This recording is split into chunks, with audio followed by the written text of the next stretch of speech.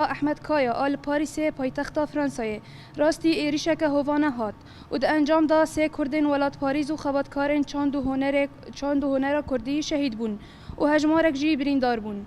ام وقت تفگر چانده و ایریشه بتوندی شرمزار دکن. بگومان ام تفد زانن گو پلانا و بویارا هوانه لانقره هاتیه دانین و دولتا ترک بریا میته خواه لهر دوره دخوازه گوگل کرد قربکه. بویار پاریس جی و یکی پر آشکارت که و به هدف گرتنا ناوندا چاند و هنرا دخوازن گله ما قربکن و کانیا هنرا کردی بمچقینن.